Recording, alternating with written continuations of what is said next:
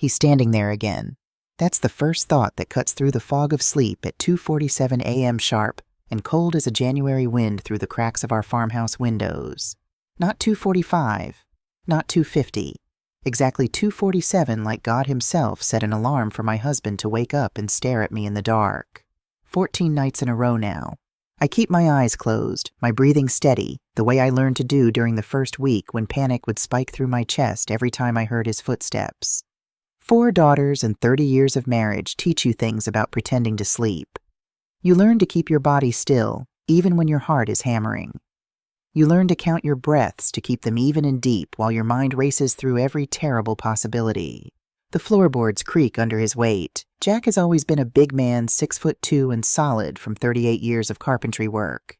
In our early days, that size made me feel safe. Now in the 2:47 darkness of our bedroom, it makes me feel small. I can feel his eyes on me, not looking around the room, not checking the window or the door, looking at me. Just me. Standing there like a statue, breathing so quietly I have to strain to hear him over the sound of my own heartbeat pounding in my ears. This is what fear tastes like at 54 years old in rural Georgia in 1968. It tastes like the chamomile tea I drank before bed, now sour in my throat. It feels like the weight of 30 years of trust, slowly crumbling grain by grain, night by night, at exactly 2:47 a.m. The clock on our nightstand ticks. 1 minute, 2, 3. Jack doesn't move, doesn't speak. Just stands there in his undershirt and work pants watching me sleep, or watching me pretend to sleep. Sometimes I wonder if he knows I'm awake, if this is some kind of test, some game I don't understand the rules to.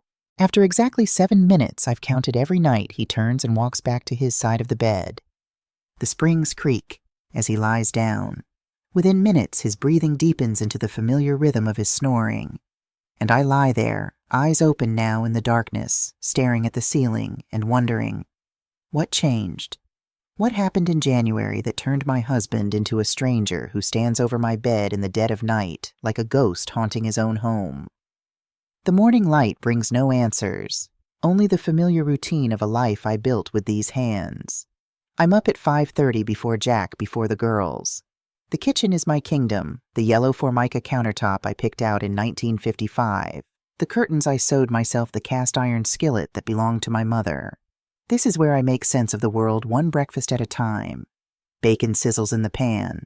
Coffee percolates.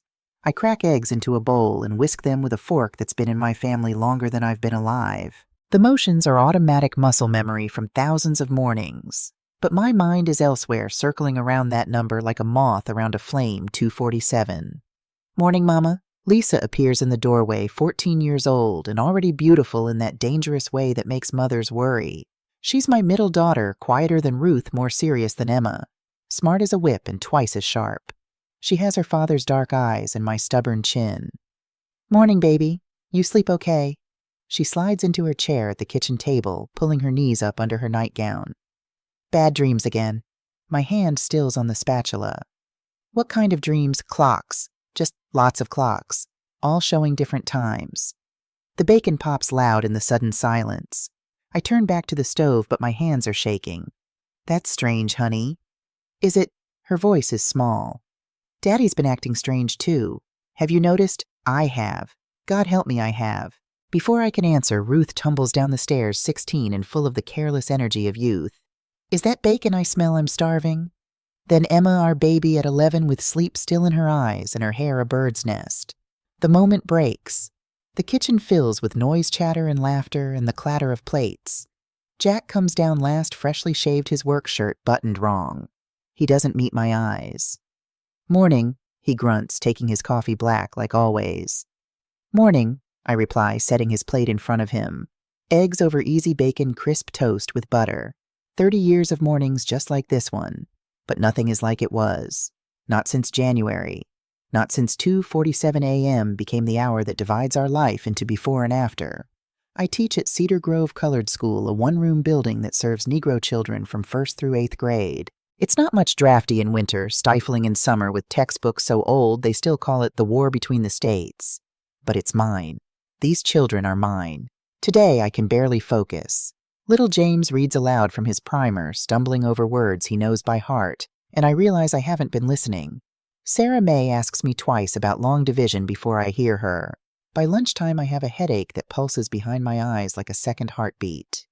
Mrs. Carter, you feeling all right? That's Reverend Williams stopping by like he does most days to check on the school.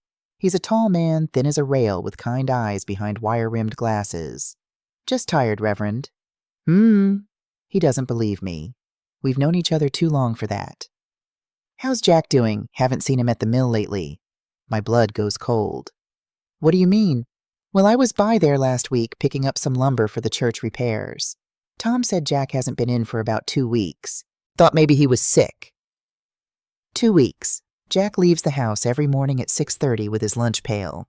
Comes home at 5 smelling like sawdust. Every single day. Except he hasn't been going to work. He must have picked up some side jobs, I hear myself say. You know how it is extra money for the girls. Reverend Williams nods slowly. Sure. Will you let me know if your family needs anything you hear? After he leaves, I sit at my desk while the children play outside for recess, their laughter filtering through the thin walls. My hands are flat on the scarred wooden surface, and I'm staring at my wedding ring, a simple gold band worn thin by 30 years of wear. Jack hasn't been going to work. Jack stands over my bed at 2:47 every morning. Jack looks at me with eyes full of something I can't name, guilt, fear, both. What is my husband hiding? That night I wait until Jack is snoring to slip out of bed. The house is dark, the kind of country dark that city people don't understand. No streetlights, no neighbors' windows, glowing just the moon through bare winter trees. I move through our bedroom like a thief, careful not to wake him. His work pants are draped over the chair where he left them. I search the pockets with trembling fingers. Receipts, not from the hardware store or the mill, but from a bar 20 miles outside town. Date 3 days ago. Time 2:00 p.m., when he should have been at work. A business card, Thorn Plantation, quality tobacco and agricultural services. An address in the wealthy part of the county. And at the bottom of the pocket, crumpled almost to nothing, a piece of paper with handwriting I don't recognize. Just 2 words and a number, the deal, $3,000. $3,000. That's more than Jack makes in a year. I fold everything carefully, put it back exactly where I found it, and slip back into bed. But I don't sleep. I watch the clock 1:00 a.m., 1:30, 2:00, 2:30, 2:47. Jack sits up like a puppet on strings, stands, walks to my side of the bed, stares down at me in the darkness. This time I let my eyes flutter open just slightly, watching him through my lashes. His face is a mask of agony, eyes squeezed shut, jaw-clenched hands fisted at his sides. Tears track down his cheeks, silent and steady. He's crying. My big, strong husband is standing over my bed at 2:47 a.m. and crying like his heart is breaking. Then, as always, he turns and goes back to bed. The next morning, I tell Jack I need to go to Atlanta to visit my sister. He nods without looking up from his breakfast. Doesn't ask when I'll be back. Doesn't offer to drive me. Instead, I drive to the bank. Mrs. Carter, how nice to see you. Mr. Henderson has been our banker for 20 years. He knows us, trusts us. What can I do for you today? I need to see our account statements, all of them, going back to December. Something flickers in his eyes. Is there a problem? I just need to review our finances. With 3 girls, you know. I smile the smile I've perfected over years of being a Negro woman navigating white spaces, pleasant, unthreatening, asking for nothing that isn't already mine by right. He brings the statements. I spread them on the desk. December normal. Our usual deposits, usual small withdrawals. January 15th, a withdrawal of $1,200, nearly everything we had saved. My hands shake as I point to it. This withdrawal. Did I sign for this? Mr. Henderson adjusts his glasses, looks closer. That's Jack's signature, Mrs. Carter. Is there a problem? No, I lie. No problem. Just wanted to check. Thank you. $1,200. Gone. And Jack never said a word. I drive to the mill next. Tom Harrison has worked with Jack for 15 years. He's a good man, honest. Mrs. Carter. He looks surprised to see me. We're standing in the yard where mountains of cut lumber dry in the winter sun. Is Jack all right? That's what I came to ask you. Reverend Williams said he hasn't been around. Tom's face goes carefully neutral. He quit Mrs. Carter back in early January. Said he had a better opportunity. I thought you knew. The world tilts. I grip the door of my car for balance. Of course, I manage. I just forgot the exact date. January what? The 14th, I think. Maybe the 15th. Came in, worked half a day, then said he was done. Seemed real upset about something, but he wouldn't say what. January 15th, the same day he took $1,200 out of our account. Thank you, Tom. I drive home in a daze. When I pull into our drive, Lisa is sitting on the porch steps, hugging her knees. She shouldn't be home. School doesn't let out for another hour. Lisa, baby, what are you? I can't go back there, Mama. Her voice is small. I can't. I sit beside her on the cold wooden steps. What happened? The girls at school. She swallows hard. They're saying things about me, about Mr. Thorne. That name.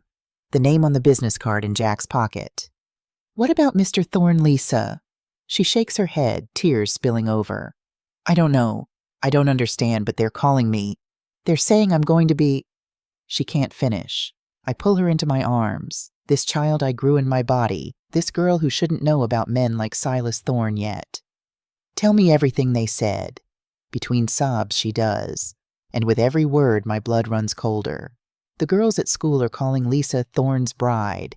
Saying she's going to marry the old widower when she turns 16. Saying her daddy made a deal. It's not true, is it, Mama? Lisa's face is tear-streaked, desperate. Tell me it's not true. I want to tell her no. I want to promise her that her father could never do something so monstrous. But I think of the 2:47 a.m. vigils, the missing money, the business card, the tears on Jack's face, and I can't make myself lie to her. I don't know, baby, I whisper. But I'm going to find out. I wait until after dark. Jack is in the barn. He's been sleeping out there more nights than not lately, says the house feels too warm. I know better. He can't face me. Can't face what he's done, whatever it is. I leave the girls with a note. Gone to visit Mrs. Patterson. Be back soon. Then I drive. The Thorne plantation sits on 200 acres of the richest farmland in the county. It's been in the Thorne family since before the Civil War, built on the backs of enslaved people, maintained on the backs of sharecroppers and day laborers, who have no choice but to work for whatever Silas Thorne chooses to pay them. The main house is a white-columned monument to old money and older cruelty.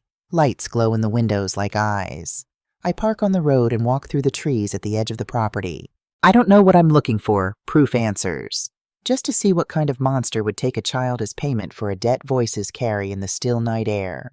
I crouch behind a massive oak tree, close enough now to see the porch. Two men stand in the golden light. Silas Thorne, tall and silver-haired, even at 52, wearing a suit that probably costs more than our house. And Jack. My Jack looking small and broken shoulders, hunched like a man carrying the weight of the world. I can't do this, Jack is saying. His voice cracks. Please, there has to be another way. We had a deal, Washington. Thorne's voice is smooth as butter, cold as ice. You came to me. You begged me for that money. And you knew the terms. She's 14 years old. She'll be 16 before you know it. I'm being generous waiting that long. Some men wouldn't. She's my daughter. Jack is crying now, open and ugly. She's my little girl. She's payment. Thorne flicks ash from his cigar. And if you think about backing out, remember I own the sheriff. I own the judge. And I have your signature on that contract.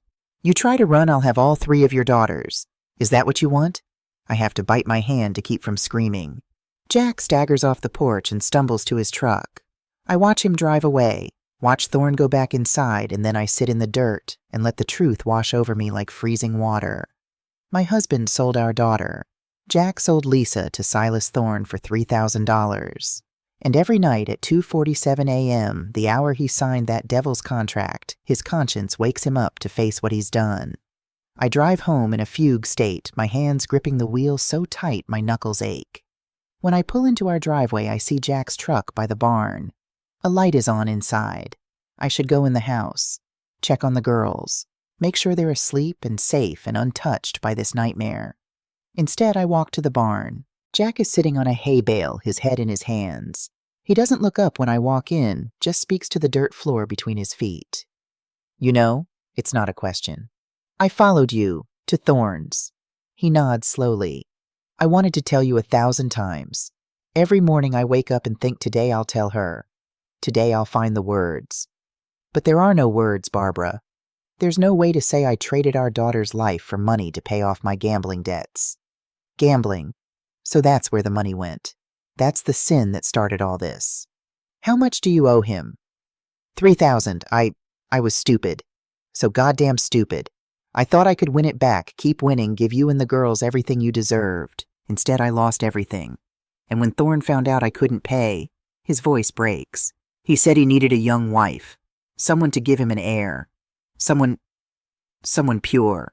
The word makes me want to vomit. Lisa's 15 now. I say, my voice oddly calm. The contract says 16. Yes, 16. 1 more year, and then... He can't finish. And if you refuse, if we run... He said he'd take all 3. Ruth, Lisa, Emma. He has the sheriff in his pocket, Barbara. The judge, too. He showed me proof. Photographs of them at his parties. With girls. Young girls. I close my eyes. In my mind, I see Lisa on the porch steps asking me if it's true. I see Ruth so full of dreams of college and a bigger life. I see Emma still so young, still believing the world is good. Then we don't run, I say quietly. Jack looks up, hope flickering in his eyes like a dying candle. We don't know, we fight. For 3 more months I plan. I research. I become a different version of myself, harder, smarter, more dangerous. I talk to Reverend Williams. Not about the specifics, I can't not yet, but about Silas Thorne. About the rumors that have swirled around him for years. About the young wives who came to live at the plantation and were rarely seen again. About the girls from poor families who went away to school but never came back. There are at least 4 families I know of. Reverend tells me one afternoon at the school, his voice low. 4 daughters who disappeared into that house. The families were paid. Not much, but enough to keep them quiet. Enough to make them complicit. Why didn't anyone stop him? Who would believe us, Barbara? We're Negro farmers. He's Silas Thorne. His family has owned this county since before our grandparents were freed. But there's something in his eyes, a spark of anger, of determination, that tells me he's been waiting for someone to ask that question. Someone willing to do more than just accept how things are. What if someone did believe us? I ask carefully. What if we had proof? His eyes meet mine. Then I'd say that person better be very, very careful, and very, very brave. At home, Lisa is fading. She's lost weight, dark circles under her eyes that makeup can't hide. She barely eats, barely speaks, just sits at her window, staring out at nothing like she's watching her life count down to 0. One night I find her diary hidden under her mattress. I know I shouldn't read it, but I do. The entries break my heart. March 15th, 365 days left. Daddy looked at me at breakfast and started crying. I don't understand what I did wrong. April 22nd, 304 days left. The girls at school won't sit with me anymore. They say I'm Thorne's girl now, like I'm already gone. May 30th, 245 days left. Mama is changing. She looks at Daddy different now, like she knows. Does she know? Should I tell her? Would it make it worse? July 15th, 180 days left. I had a dream I was a bird in a cage. The cage was gold and beautiful, but I couldn't breathe. When I woke up, I was crying. July 31st, 164 days left. Sometimes I think about running away. But where would I go? How far would I get before he found me? Before he took Ruth and Emma instead? She knows. My baby knows, and she's been carrying this alone, trying to protect her sisters. I close the diary and sit on her bed in the darkness. The house is quiet except for the old familiar sounds, the settling of floorboards, the creak of the wind, the distant call of an owl hunting in the fields. And I make a promise to the darkness, to God, to myself, Lisa will never spend 1 day in Silas Thorne's house. Not 1 hour, not 1 minute. Whatever it takes. August comes like a hammer, hot and heavy. The air is thick enough to choke on. Crops wither in the fields. Tempers run short. And at 2:47 every morning, Jack keeps his vigil. But I'm done pretending to sleep. On August 11th, I decide tomorrow night. Tomorrow night, I'll let him think I'm asleep, and I'll record everything he says. I'll get the confession I need, the proof that will help me destroy Thorne and everyone else involved in this evil. I find an old tape recorder at the school. We use it sometimes for the children to practice their reading. I hide it under our bed, test it twice to make sure it works. That night I lie in bed and stare at the clock. The hands crawl toward midnight. 1 a.m., 2 a.m. Jack is restless beside me. He keeps sighing, shifting, muttering in his sleep. Nightmares, probably. Good. He should have nightmares. 2:30 a.m. My heart starts to pound. 2:45 a.m. I reach down slowly, carefully, and press the record button. 2:47 a.m. Jack sits up. He stands beside my bed like always. But tonight is different. I can feel it in the air and the way he's breathing shallow and quick, like a man about to jump off a cliff. He drops to his knees. The sound is soft, but I feel it through the floorboards, a man surrendering finally to the weight of his own sins. Barbara. His voice is a whisper, broken and desperate. My sweet Barbara, I don't deserve you. I never did. I keep my eyes closed, keep my breathing even as my heart threatens to break through my ribs. I need to tell you something, even if you never hear it, even if you never forgive me. I need to say it out loud just once before it kills me. Silence. Then, it was January 15th, 2:47 in the morning. I was at Thorne's. I'd lost everything at poker the night before. $3,000. $3,000 we didn't have that I'd borrowed from him thinking I could win it back. I'm so stupid, Barbara. So goddamn stupid and weak. His voice cracks. He called me into his office, poured me whiskey like we were friends. Then he told me I could pay the debt in cash by the end of the month or I could pay another way. He needed a wife, he said. Someone young enough to give him children to carry on his name. Someone he could shape, train. I want to scream, want to rage, but I stay perfectly still. I told him no. I swear to God, Barbara, I said no. But then he smiled and he opened a folder and he showed me pictures. Pictures of Sheriff Thompson with girls barely older than Ruth. Pictures of Judge Morrison at parties doing things that... He chokes. He told me if I didn't agree if I tried to run or tell anyone, he'd make sure all 3 of our girls disappeared. Not just Lisa. All 3. And no one would believe us. No one would help us. He's crying now, full sobs that shake his whole body. So I signed. At 2:47 in the morning, I signed a paper that said Lisa would marry him when she turned 16. 15 months, Barbara. I bought 15 months for us to figure something out, to find some way to stop this. But every day that passes, I'm more paralyzed, more afraid.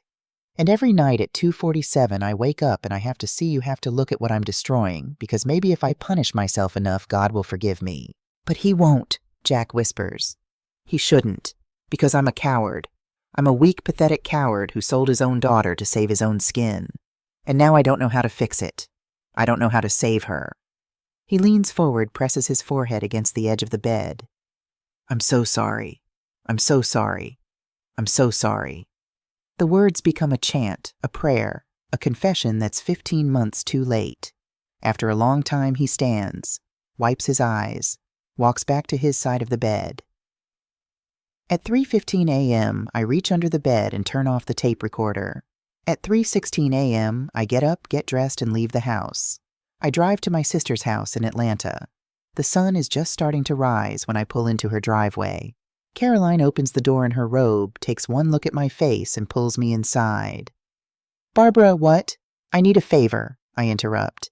And I need you not to ask questions yet. Can you do that? She studies me, then nods. Tell me what you need. A place to stay.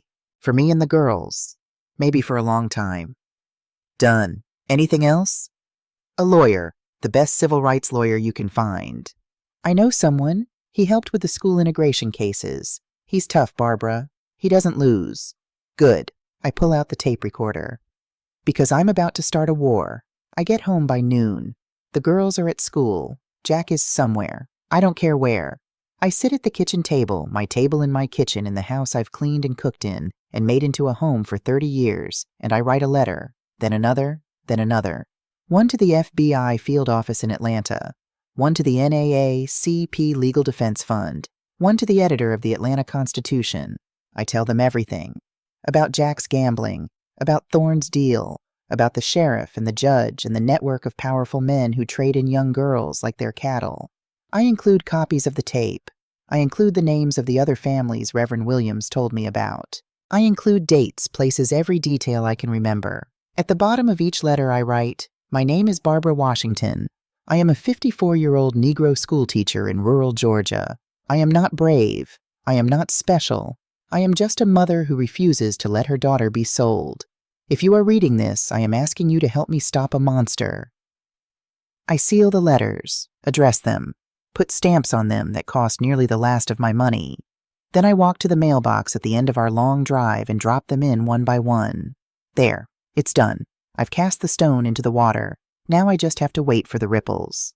That evening, Jack comes home. He looks at me across the kitchen, really looks at me for the first time in months, and I see him realize something has changed. Barbara, sit down, Jack. He sits. I put the tape recorder on the table between us.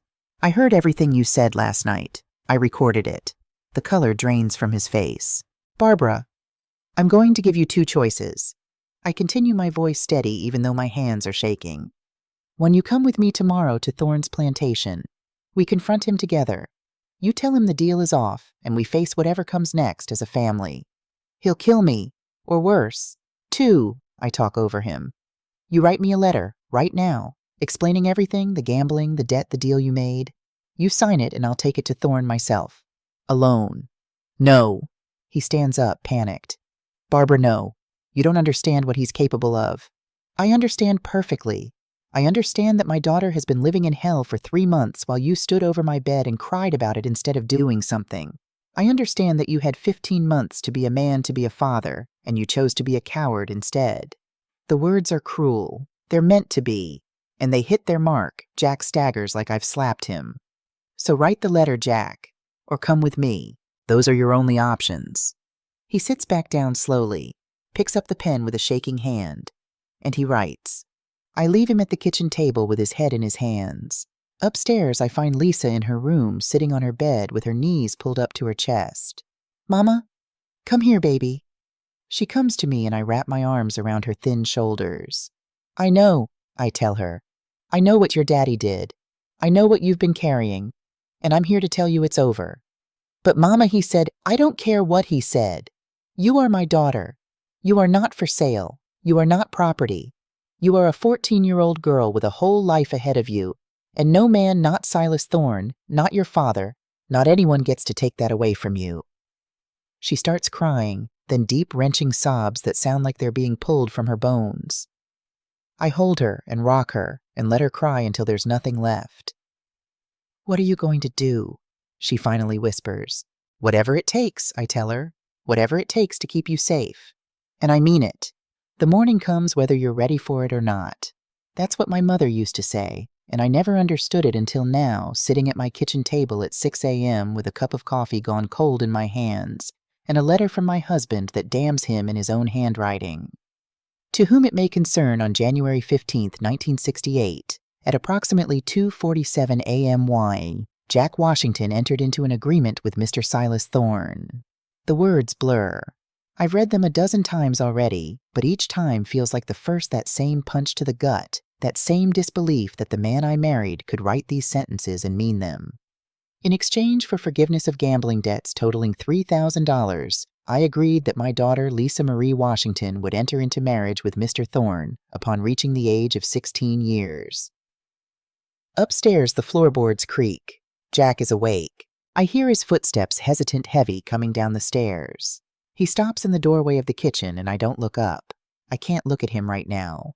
If I do, I might lose the cold, clear anger that's keeping me functional. Barbara, his voice is hoarse. Did you sleep at all? No. Neither did I. He ventures a step into the kitchen. What are you going to do? Now I look up. He looks like he's aged 10 years overnight. Eyes red-rimmed face, gray shoulders hunched like he's expecting a blow. Good. He should expect it. I'm going to Thorne's plantation. I say, my voice calm, deadly calm.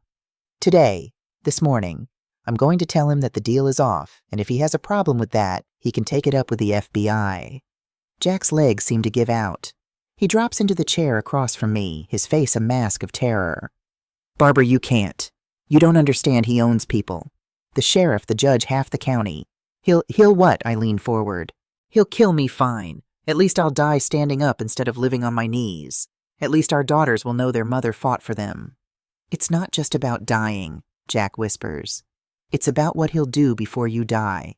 Barbara, I've heard stories. Women who crossed him. Families who tried to back out of deals. They don't just disappear, they suffer first. They suffer so much that other people learn not to make the same mistake. For a moment, fear flickers in my chest. But then I think of Lisa's diary, 164 days left, and the fear transforms into something harder. Something like steel. Then I guess I'd better make sure he doesn't get the chance to hurt me, I say.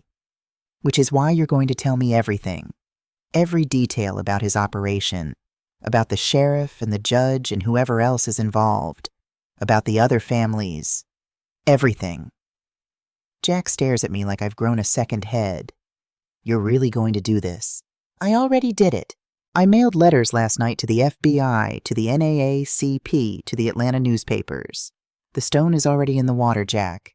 Now I'm just riding the waves. His face goes white. You what? I included copies of the tape, of your letter, of everything I know. I stand up, smooth my dress. So you can either help me finish this or you can get out of my way. But either way, I'm going to Thorne's today, and I'm ending this. Let me come with you. He reaches for my hand, but I pull away. Please, Barbara, let me at least try to protect you. Like you protected Lisa. The words come out sharp as knives. No, Jack. You had your chance to be a man, to be a father. You chose to be a coward instead. Now it's my turn. I walk out of the kitchen, leaving him sitting there with his head in his hands. Upstairs, Lisa is already awake. She's sitting at her window, still in her nightgown, watching the sun come up over the fields. She doesn't turn when I come in. Is it today? She asks quietly. Yes. Are you scared? I sit beside her on the window seat, this old bench I upholstered myself when she was a baby. We've sat here 1,000 times reading books, telling stories, watching storms roll in across the fields. Terrified, I admit. But more scared of what happens if I do nothing. She finally looks at me. At 14, she's caught between childhood and womanhood, her face still round with youth, but her eyes old beyond her years. 3 months of living under this shadow has stolen something from her, something I'm going to fight like hell to get back. Mama, what if he hurts you? Then you take your sisters and you go to Aunt Caroline in Atlanta.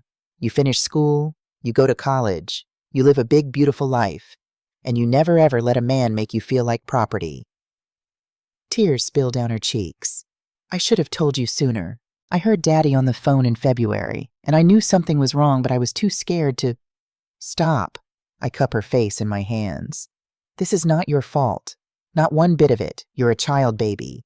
You're supposed to be thinking about boys and homework and what dress to wear to the school dance, not whether your own father sold you to a monster. But the girls at school, they already knew somehow.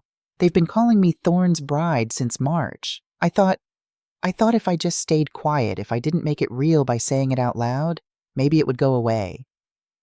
My heart breaks all over again. How did they know? I don't know. Small towns, I guess. Secrets don't stay secret for long. She wipes her eyes. What are you going to say to him, to Mr. Thorne? The truth, that my daughter is not for sale, that no amount of money or threats will change that, and that if he wants a fight, he picked the wrong mother. A small, watery smile crosses her face. You're really brave, Mama. No, baby, I'm just a mother, and that's more dangerous than brave any day of the week. I'm getting in my car when Reverend Williams pulls up in his old Buick. He parks and walks over his long legs, eating up the ground in quick strides. Going somewhere, Barbara. How did your neighbor, Mrs. Patterson, she saw you loading your purse at dawn and got worried. Called me.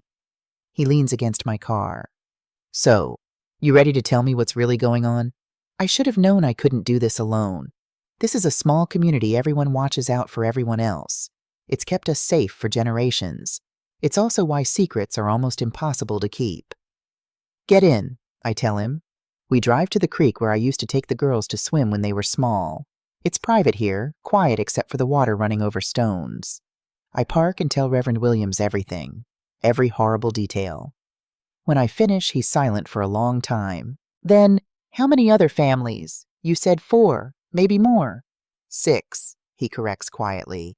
That I know of for certain. 6 daughters sold to wealthy white men over the past 10 years. All from Negro families. All poor. All desperate. Why didn't anyone stop him? Same reason your Jack didn't say no at first fear. Thorn has power, Barbara. Real power. The kind that can make people disappear and call it an accident. The kind that can burn down houses and call it coincidence. He pauses. But there's something you should know. Something I haven't told anyone because I was waiting for the right moment, the right person to trust with it. He reaches into his jacket and pulls out a manila folder worn at the edges. Inside are photographs, documents, handwritten notes.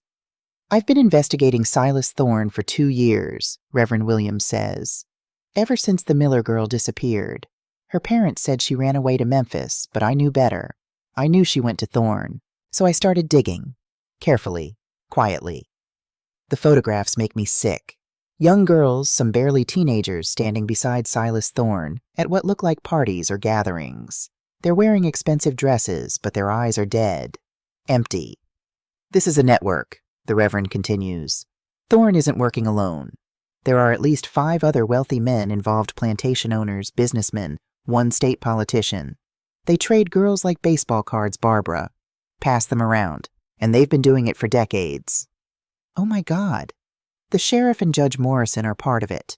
They cover up any complaints, intimidate any families who might talk. It's a system, and it's been running smoothly because no one had the courage or the evidence to challenge it. He looks at me intently. Until now. Until you. What do you mean? Your tape recording of Jack's confession. Your letter documenting everything. The fact that you've already contacted the FBI, Barbara, you just became the most dangerous woman in Georgia. You're the crack in the dam. I think about that. About being dangerous. About being a crack in a dam that's held back justice for decades. What do we do? We? He raises an eyebrow. You didn't collect all this evidence just to keep it in a folder, Reverend. You were waiting for someone to help you use it. So here I am. What do we do? A slow smile spreads across his face. We set a trap, and we use you as bait. The plan is simple but risky.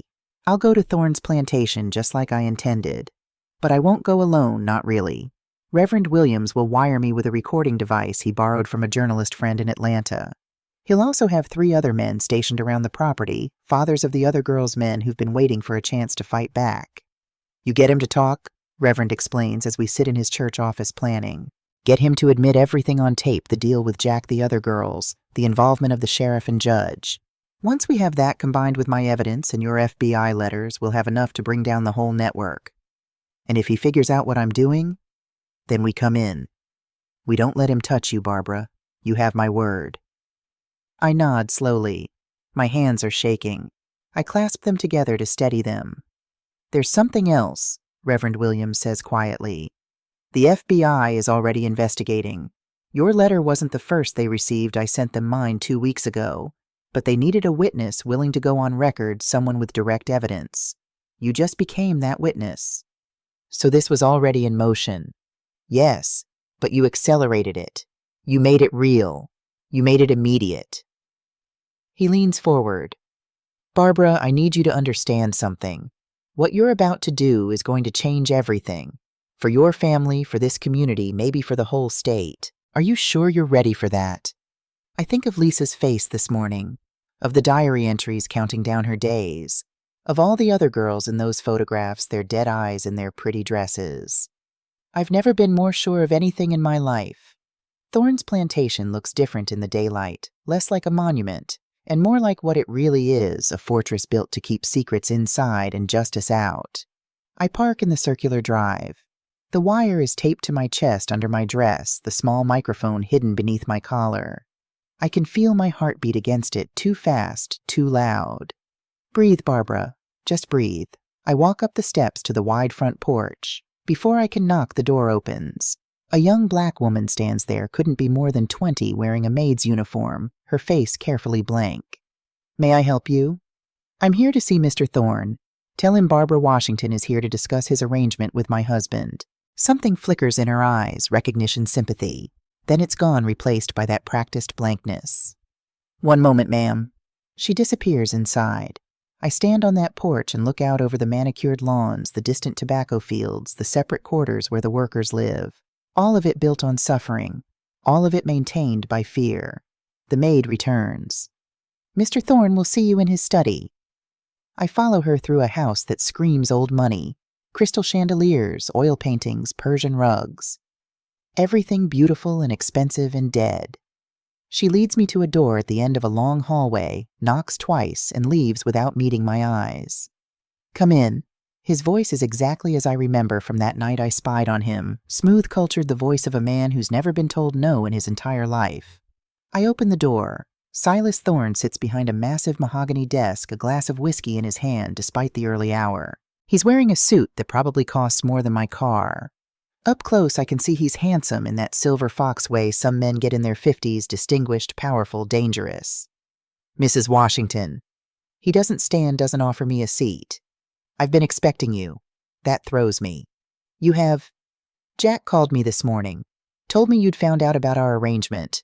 Told me you were planning to make trouble. He sips his whiskey, watching me over the rim of the glass. So, here you are, making trouble. I stay standing, my purse clutched in my hands. I'm here to tell you that the arrangement is over. My daughter is not going to marry you. We'll pay back the $3,000. With what money? He laughs. Jack quit his job, remember, hasn't had steady income in 7 months. You're a school teacher making, $70 a month. You couldn't pay me back in 10 years. Then I'll work 2 jobs, 3 jobs. But Lisa is not... Lisa, he interrupts, is already mine. We have a contract, legal and binding. You can't legally contract to marry a child against her will. That's not... Against her will. He sets down his glass and pulls a paper from his desk drawer. This is her signature, right here, agreeing to the marriage. He slides it across the desk. I look at it and feel my stomach drop. It's Lisa's signature. I'd know her handwriting anywhere. But the letters shake and wobble like they were signed under duress. That's a forgery, or you coerced her. Prove it. He leans back in his chair. See, Mrs. Washington, that's the problem with people like you. You think the law will protect you. You think if you just explain the situation, someone will step in and make it right. But the law is written by people like me, enforced by people like me. And you... He looks me up and down. You're nobody. A colored schoolteacher from nowhere. Who do you think they'll believe? The recording device is getting all of this. I need to push harder, get him to say more. You've done this before, I say. With other girls. Other families. His eyebrows raise. Have I... The Miller girl. The Thompson twins. At least 4 others that I know of. Careful, Mrs. Washington. Making accusations like that could be considered slander. It's only slander if it's not true. He studies me for a long moment, then smiles, and it's the coldest thing I've ever seen. You want the truth, fine. Yes, I've married young women before. Young women from poor families who needed help, who needed a better life than they could have had otherwise. I've provided for them, educated them, given them opportunities they never would have had. That's not a crime. That's charity. Charity. The word tastes like poison. Is that what you call it when you take 14-year-old girls and 16? He corrects sharply. I'm not a monster, Mrs. Washington. I wait until they're of age. Legal. Proper. Legal doesn't mean right. Perhaps not, but it means I can't be stopped. He stands now, walks around his desk. I force myself not to step back. Do you know why your husband came to me? Why any of these men come to me? Gambling debts. Desperation. Choice, he says. They choose to gamble. They choose to borrow money they can't repay. They choose to offer their daughters as payment because it's easier than facing the consequences of their own stupidity. I don't coerce anyone, Mrs. Washington. I simply accept what's offered. And the sheriff, the judge, do they simply accept what's offered too? His eyes narrow. What do you know about that? I know they're in your pocket. I know you have photographs of them at your parties with girls who are too young to be there. I know this whole county is infected with your influence. Infected? He laughs, but there's an edge to it now.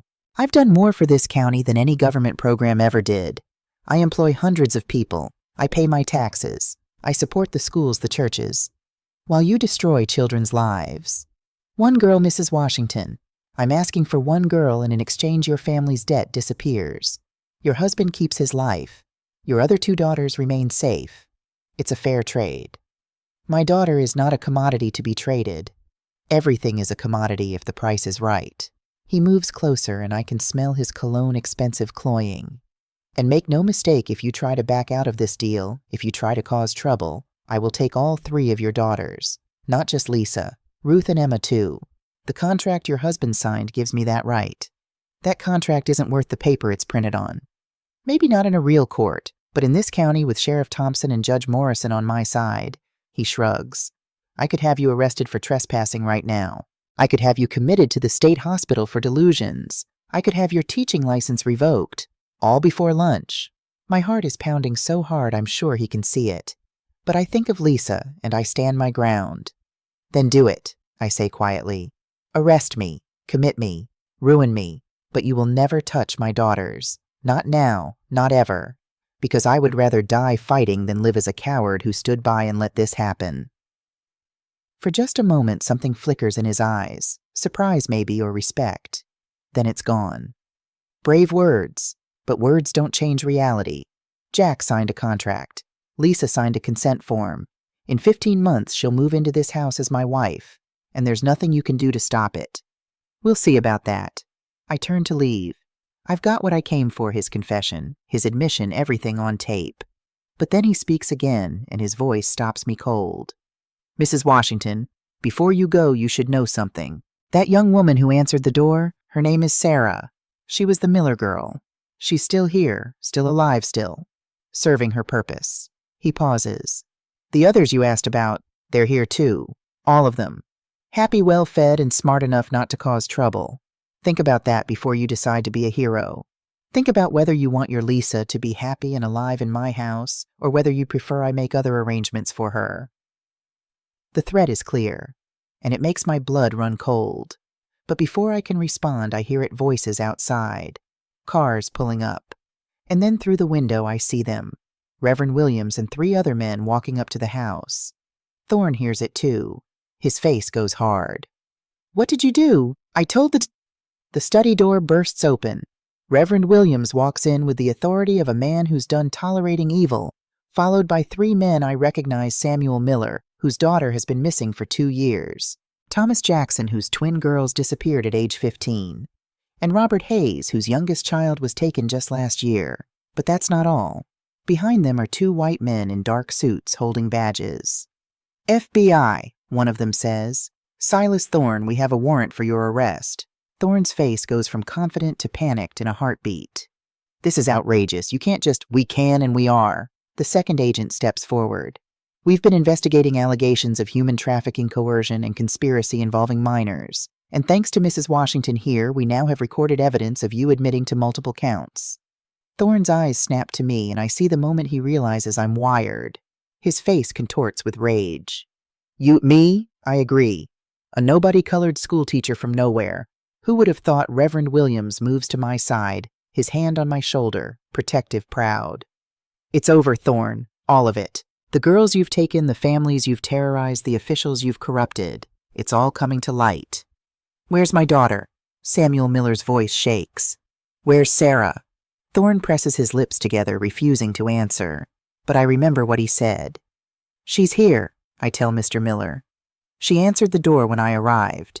Young woman, early 20s, wearing a maid's uniform. Samuel Miller's face crumples. He turns and runs from the room, shouting his daughter's name. The FBI agents move to handcuff Thorne, reading him his rights. He's still sputtering about lawyers and rights and how this is all a misunderstanding, but his voice sounds hollow now. Powerless.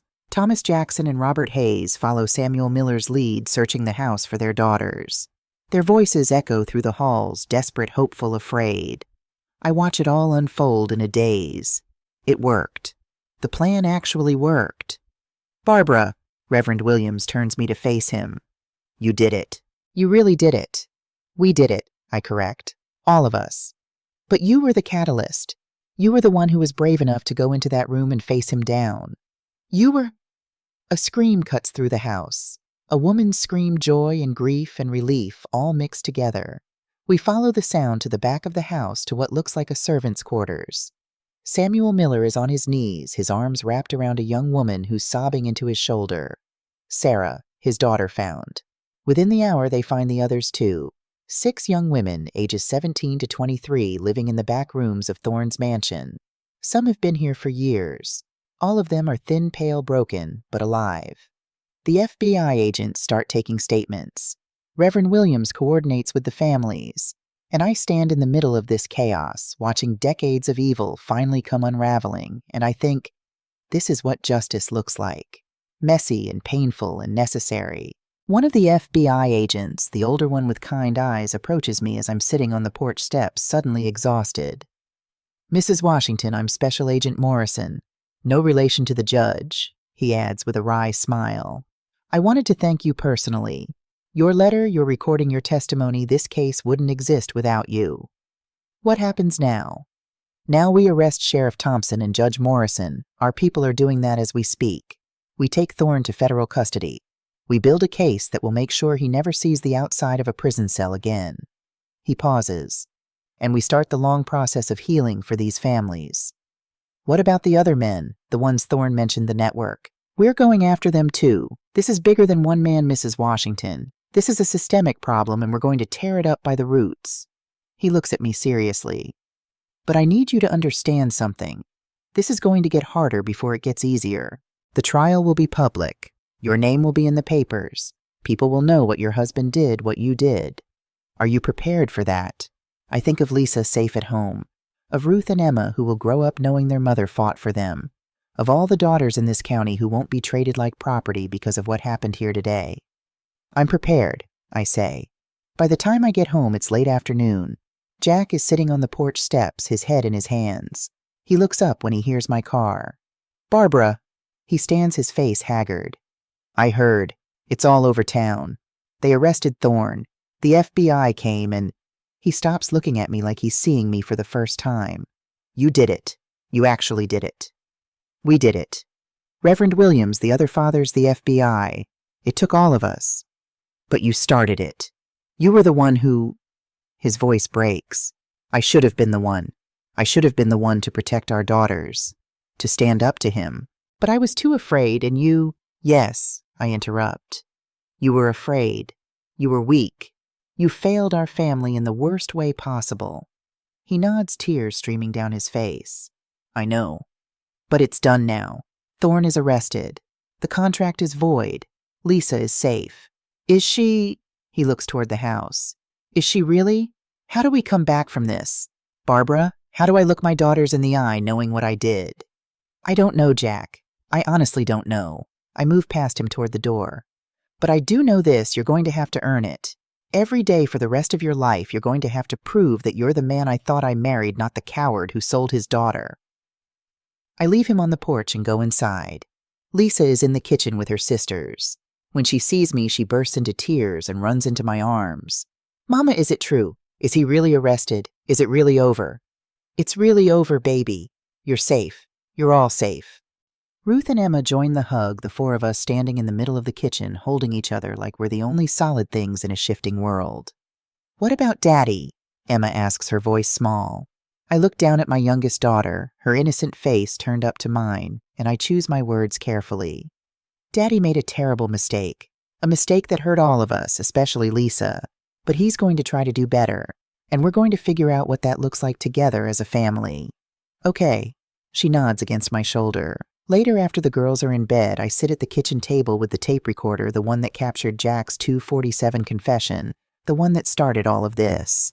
I press rewind, then play listening to his broken voice, admitting what he'd done.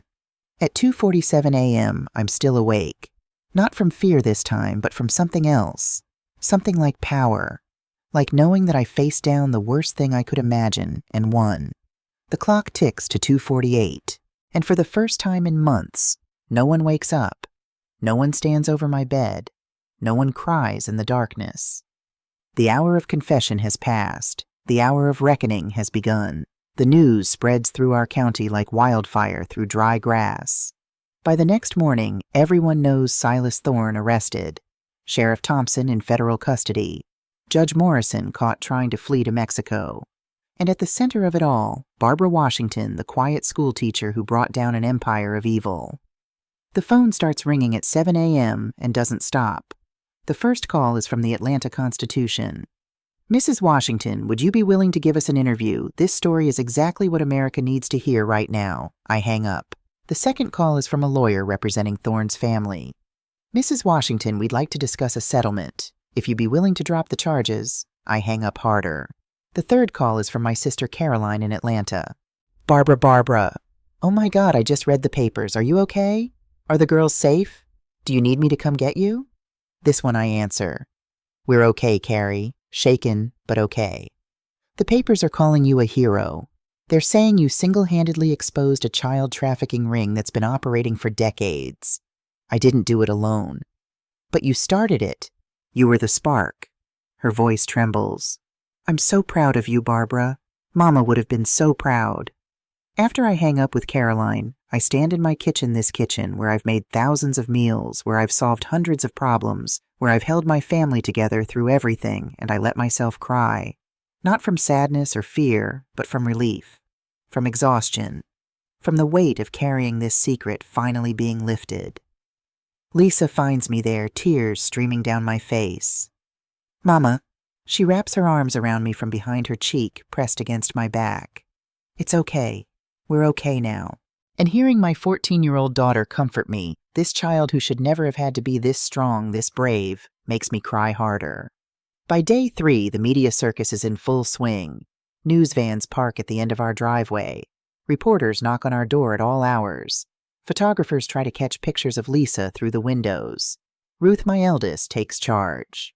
At 16, she's already showing signs of the strong woman she'll become. She makes a sign, private property, no trespassing, this means you, and posts it at the end of our drive. When reporters ignore it, she stands on the porch with her father's hunting rifle unloaded, but they don't know that, and stares them down until they leave. Nobody messes with my family, she tells them, her voice hard as steel. You want a story? The story is leave us alone. I watch from the window, my heart swelling with pride. These are my daughters. These are the women I'm raising, fierce, unbreakable, unafraid. But not everyone in town sees it that way. Mrs. Henderson from the bank stops me at the grocery store. Barbara Washington, I can't believe what you've done, exposing our county's dirty laundry for the whole world to see. Do you know how this makes us look? I set down my basket and look her in the eye. It makes us look like a place where men in power thought they could buy and sell children, which is exactly what we were. Would you prefer I kept that secret? She huffs and walks away, but I can see other shoppers watching, some nodding in agreement, others shaking their heads in disapproval. The trial is set for September 5th, 1968. Federal Courthouse in Atlanta. The charges against Silas Thorne are extensive human trafficking conspiracy to commit kidnapping, coercion of minors, bribery of public officials, and about a dozen others I can't remember. Special Agent Morrison calls me 2 weeks before the trial. Mrs. Washington, we need you and Lisa to testify. Your testimony will be the cornerstone of our case. Lisa, my protective instincts flare. She's 14 years old. You want to put her on a witness stand and make her relive. I know what I'm asking. Believe me, I wouldn't ask if it wasn't crucial. But her testimony, her voice, her experience will make this real for the jury in a way that documents and recordings can't. I want to say no, want to protect my baby from one more trauma. But then I remember Lisa's words. If we run, they'll do this to another family. I'll ask her, I tell him, but the decision is hers. Lisa says yes without hesitation. I want to do it, Mama, she says, sitting on her bed with that old determination in her eyes, the same determination I saw when she was 5 and insisted on climbing the tallest tree in our yard, despite being terrified of heights. I want those men to hear my voice. I want them to know I'm not just a piece of paper they could sign. I'm a person. Baby, it's going to be hard. They're going to ask you questions, make you remember things you've been trying to forget. I know, she takes my hand, but you'll be there, right? You'll be with me. Every second, I promise. Every single second. The days leading up to the trial are a blur of preparation. The FBI sends lawyers to prep us, teaching us how to answer questions, how to stay calm under cross-examination, how to handle the defense's attempts to discredit us. They're going to try to paint you as a vindictive wife, one lawyer warns me. They'll say you're just angry at your husband and using this as revenge. Let them, I say calmly. The tape doesn't lie. The other victims don't lie. The truth is the truth, no matter how they try to spin it. Jack hovers at the edges of everything, wanting to help, but not knowing how. He's moved back into the barn permanently. The girls see him at meals, but otherwise avoid him. It's not hatred exactly, more like a wound that hasn't healed enough to touch yet. One evening, a week before the trial, he approaches me while I'm hanging laundry in the yard. "Barbara, I want to testify too." I pin a sheet to the line and look at him. He's lost weight, his face gaunt, his eyes haunted. The man I married 30 years ago is buried somewhere under all that guilt. "The prosecutors don't want you," I tell him. "You're compromised. The defense will tear you apart." "I know, but I need to do it anyway. I need to stand up in that courtroom and admit what I did. Not just to a tape recorder in the middle of the night, but to the world. These girls, these families, they deserve to hear me say it out loud, that I was wrong, that I was a coward, that I'm sorry." I study him for a long moment. "Sorry doesn't undo what you did." "I know, but it's a start." His voice breaks. "Barbara, I know I don't deserve your forgiveness. I know I may never get it. But please let me try to do this one thing right." Against my better judgment, I nod. "I'll talk to the prosecutors.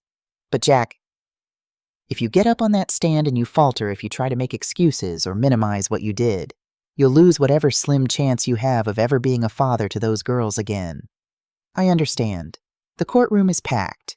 Every seat filled, people standing in the back, press lining the walls with their cameras and notepads. I've never seen so many people in one room, all focused on one thing: justice. Silas Thorne sits at the defense table in an expensive suit, his silver hair perfectly combed, his face a mask of calm confidence.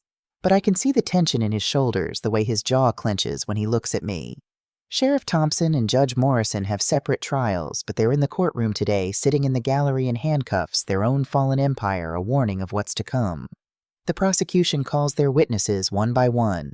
Samuel Miller, whose daughter Sarah testifies through tears about 2 years of captivity.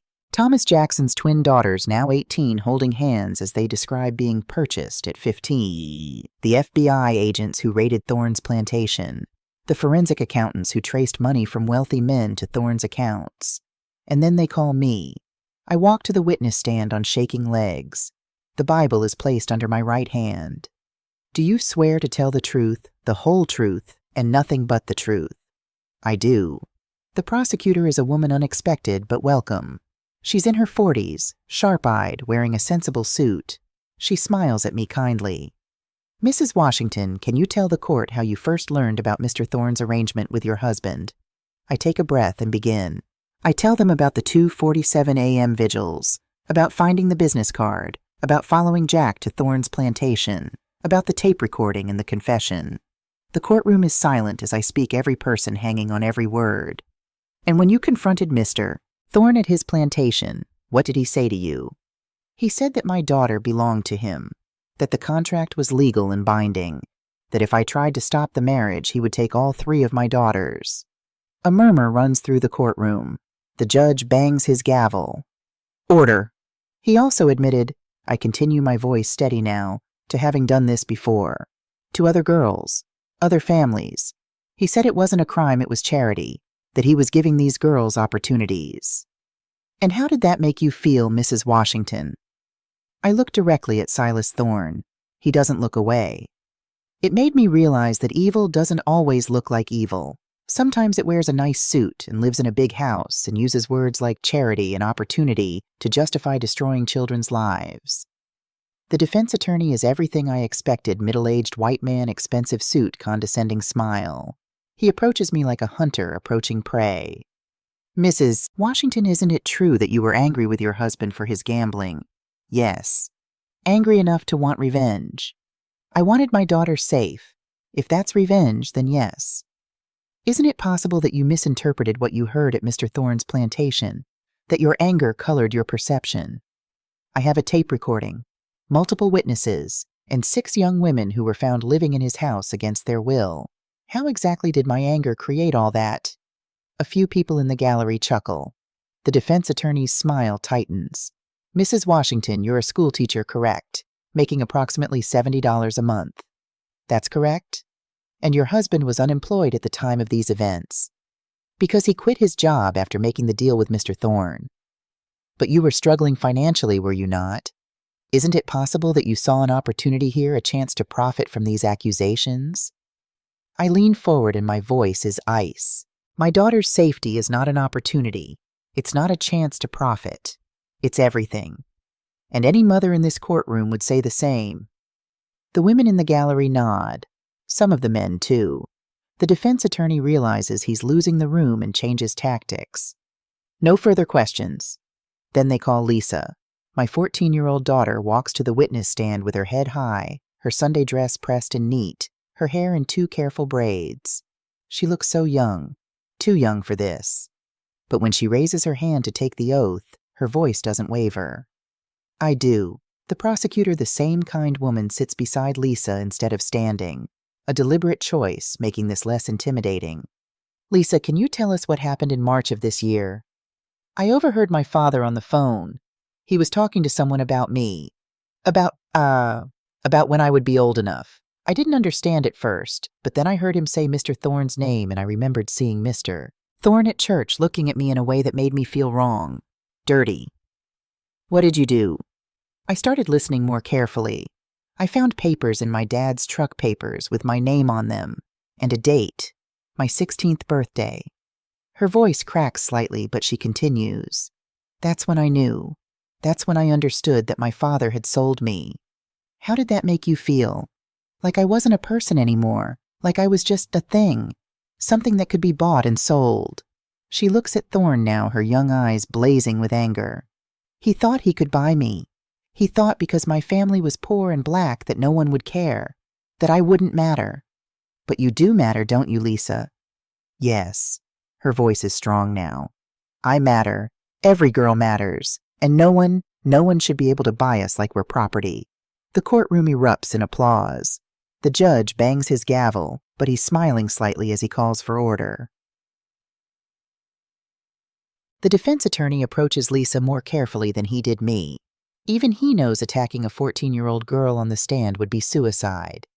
Miss Washington, isn't it true that you never actually spoke with Mr. Thorne yourself? No, sir, because I was terrified of him. So you don't actually know what his intentions were. I know he wanted to marry me when I turned 16. I know my father said he did. I know there were other girls in his house. That seems pretty clear to me. But you can't know for certain. I know enough. Lisa's voice is sharp. I know that grown men don't make deals for 14-year-old brides unless they're planning something wrong. I know that no matter how he tries to explain it, buying a child is buying a child. The defense attorney has no response to that. Then, unexpectedly, the prosecution calls Jack Washington. I didn't know they'd agreed to let him testify. Jack walks to the stand like a man going to his execution, shoulders slumped, face ashen, hands shaking.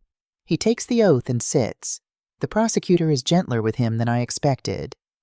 Mr. Washington, can you tell the court about your arrangement with Silas Thorne? And Jack tells them everything. The gambling, the debt, the 2:47 a.m. meeting where he signed away his daughter. The months of living with what he'd done, the way it destroyed him from the inside out. Why didn't you go to the police? The prosecutor asks. Because Mr. Thorne showed me photographs. Photographs of Sheriff Thompson and Judge Morrison at parties with young girls. He told me they were part of his network, that if I went to anyone they'd make sure all 3 of my daughters disappeared. And I believed him. But your wife wasn't afraid. Jack looks at me across the courtroom, and his eyes are full of tears. My wife is braver than I ever was. She's stronger than I ever was. She did what I should have done from the beginning. She fought, and I will spend the rest of my life trying to be worthy of her and my daughters. It's not enough. It will never be enough, but it's honest, and that counts for something. The defense calls Silas Thorne to the stand. It's a mistake. I can see the prosecutors trying to hide their smiles. Thorne is confident, articulate, unrepentant. He explains his arrangement as a legitimate business transaction. He calls the girls he housed employees and companions. He insists everything was consensual, legal, above board. So you're saying, the prosecutor asks sweetly, that 14-year-old girls consented to marry you. I waited until they were 16. 16-year-old girls, then. You're saying they had a choice. Of course they had a choice. The same choice their families had when you threatened to destroy them if they didn't comply. Thorne's mask slips. I never threatened. We have testimony from 6 families saying you did. We have recordings of you threatening Mrs. Washington. We have financial records showing you paid off officials to cover up complaints. Mr. Thorne, the evidence is overwhelming. So let me ask you directly, do you feel any remorse for what you've done to these children? Thorne looks at the prosecutor at the jury at the packed courtroom, and he says with perfect sincerity, I gave them opportunities they never would have had otherwise. I'm not the villain here. The courtroom explodes. People shouting the judge, banging his gavel, reporters scribbling furiously. And I sit there thinking he actually believes it. He actually thinks he's the good guy in this story. That's the most terrifying thing of all. The jury deliberates for 6 hours. 6 hours that feel like 6 years. We wait in a small room, me, Lisa, Ruth, Emma, Jack in the corner, Reverend Williams pacing the other families, holding hands and praying. When the bailiff finally calls us back in, my heart is pounding so hard I can barely breathe. Has the jury reached a verdict? We have, Your Honor. On the charge of human trafficking, how do you find guilty? The word echoes through the courtroom like a bell, and then it comes again and again. Guilty. Guilty. Guilty. Guilty on all 23 counts. The courtroom erupts. People crying, hugging, shouting. Silas Thorne sits frozen at his table, his face gray.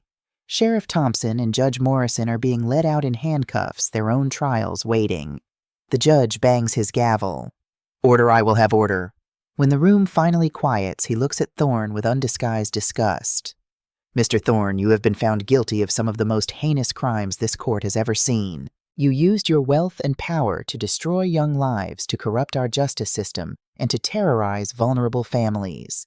I hereby sentence you to 25 years in federal prison with no possibility of parole. 25 years.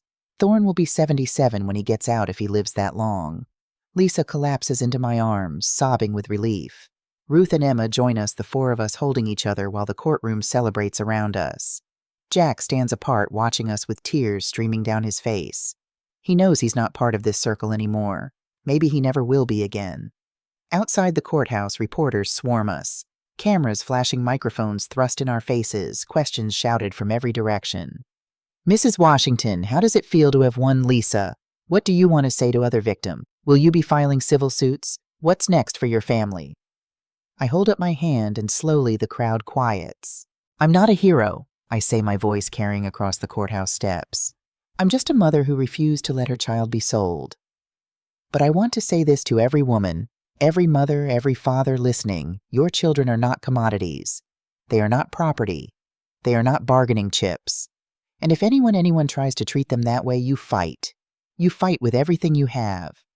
Lisa steps forward, her young voice clear and strong. And to the girls who are still trapped, who are still scared someone will fight for you, I promise, don't give up. The reporters love it. The cameras eat it up. By tomorrow, we'll be on the front page of every paper in the South.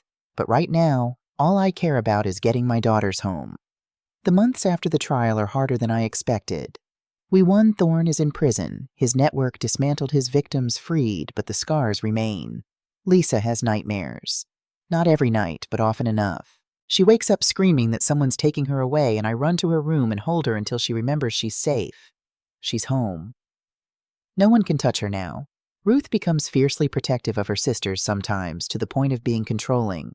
She checks locks 3 times before bed. She walks Emma to school, even though Emma is 11 and perfectly capable. When I try to talk to her about it, she says, "Someone has to keep us safe, Mama. Someone has to be on guard." Baby, that's not your job. You're 16. You should be thinking about college applications and homecoming dances, not, how can I think about dances when Lisa almost got sold? How can I relax when the world is full of men like Thorne? I have no answer for that, because she's right. The world is full of men like Thorne, and one trial won't change that. Emma, my youngest, processes it differently. She draws pictures, pages and pages of them. Pictures of cages with birds flying free. Pictures of monsters being slain by sword-wielding mothers. Pictures of families holding hands under rainbows. "This is us," she explains one day, showing me a drawing of 4 women standing on a mountain, arms raised. "After we won, we're on top now." I hang that picture on our refrigerator right in the center where everyone can see it. Jack moves out in October. Not because I ask him to, but because he finally understands that he can't stay. The house is too full of the ghost of what he did, and his presence is a constant reminder of the man he was instead of the man he should have been. "I found a room in town," he tells me one morning. Above the hardware store. It's not much, but it's clean. Okay? I'll still send money for the girls, whatever I can manage. Okay, he hesitates. Barbara, do you think, will there ever be a time when you can forgive me? I consider this carefully. I don't know, Jack. Maybe. But forgiveness isn't forgetting. And even if I forgive you someday, things will never be the same. You understand that, right? He nods slowly. I understand. The girls, they need time. Years, probably. They need to learn to trust you again, and that's something you'll have to earn minute by minute, day by day. No shortcuts, no easy answers. I know. He picks up his bag. I'll call, once a week if that's okay, just to check in. That's fine. He walks to the door, then turns back. Barbara, for what it's worth, you're the strongest person I've ever known. I'm sorry I forgot that. I'm sorry I made you prove it this way.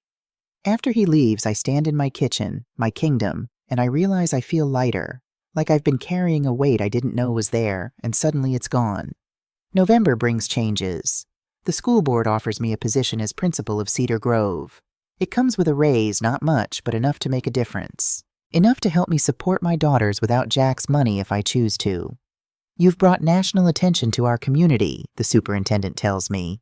Attention that's mostly positive. You've shown that we're a place where people stand up for what's right. We'd like you to lead our school into a new era. I accept. Lisa slowly starts to come back to herself.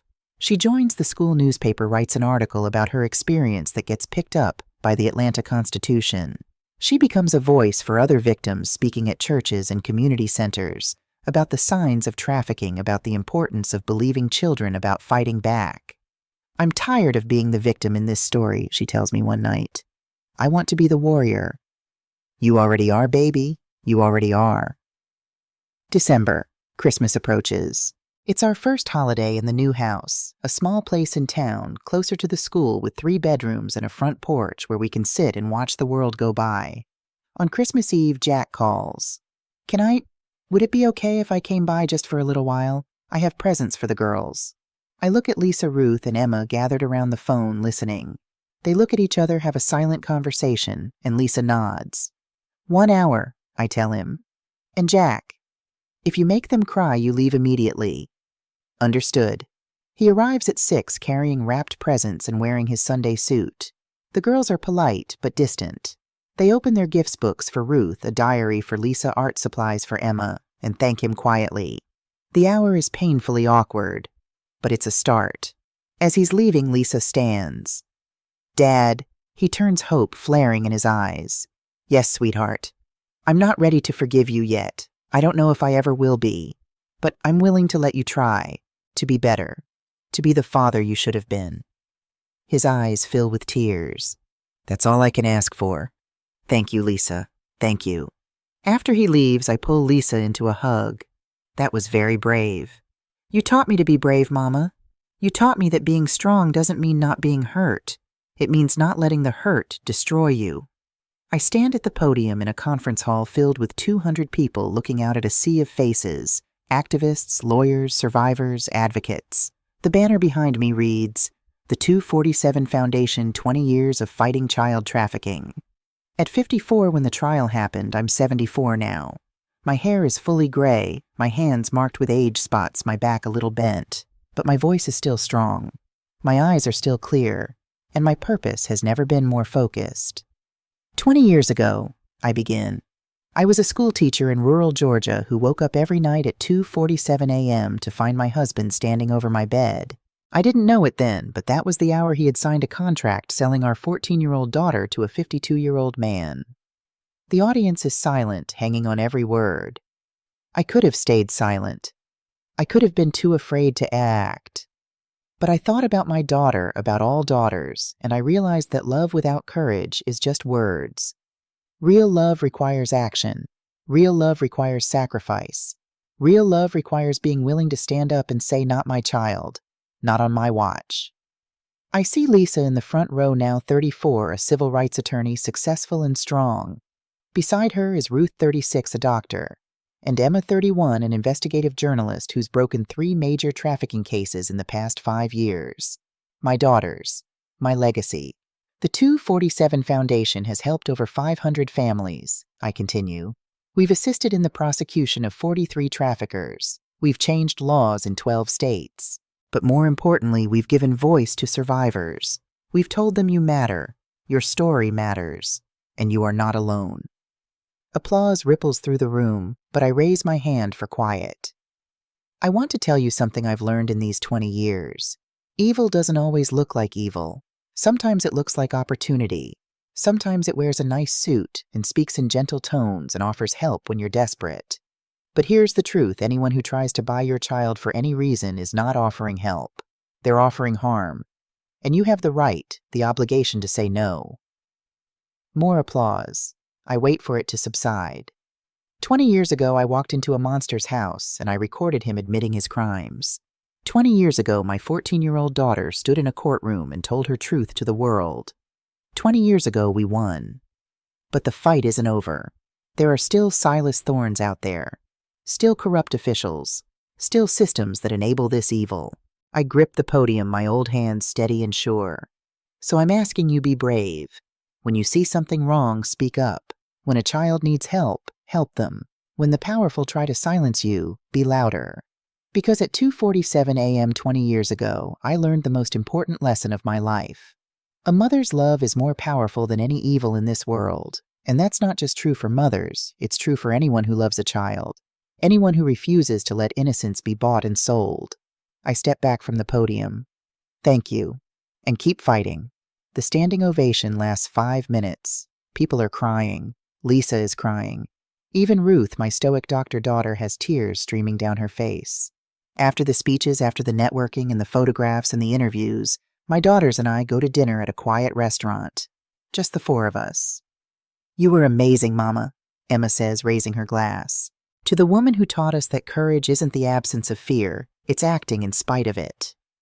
To Mama, Ruth and Lisa echo. We clink glasses, mine is water now, my body too old for wine, and I look at these 3 beautiful, strong, accomplished women. I'm so proud of you, I tell them. All of you. You took the worst thing that ever happened to our family, and you turned it into purpose. We learned from the best, Lisa says softly. Then she adds, Dad called me last week. The table goes quiet. Jack is still alive, 78 now, living in a nursing home with emphysema from all those years of smoking. He's been sober for 15 years, attends therapy regularly, and has slowly, painfully rebuilt some relationship with his daughters. He wanted me to give you a message, Lisa continues. He said, tell your mother she was right, about everything, and tell her I spend every 2:47 a.m. thinking about the man I should have been, and being grateful she was strong enough for both of us. I don't cry. I stopped crying over Jack Washington years ago, but I nod slowly. That's good. I'm glad he understands. Do you ever regret it? Emma asks. Staying married to him for as long as you did, not leaving sooner. No, because if I had left before 2:47 a.m. on January 15th, 1968, I never would have heard his confession. I never would have had the evidence I needed. Everything happened exactly when it needed to happen. I smile. Besides, those 30 years gave me you 3, and that's worth every moment of pain. Later, back in my small apartment in Atlanta, I moved here 10 years ago to be closer to the Foundation's headquarters. I sit in my favorite chair and look at the clock on my wall. 2:47 a.m. I'm not asleep, but I'm not afraid either. I haven't been afraid of this hour in 20 years. Now 2:47 a.m. means something different. It means this is when evil revealed itself. This is when truth came to light. This is when I learned what I was capable of.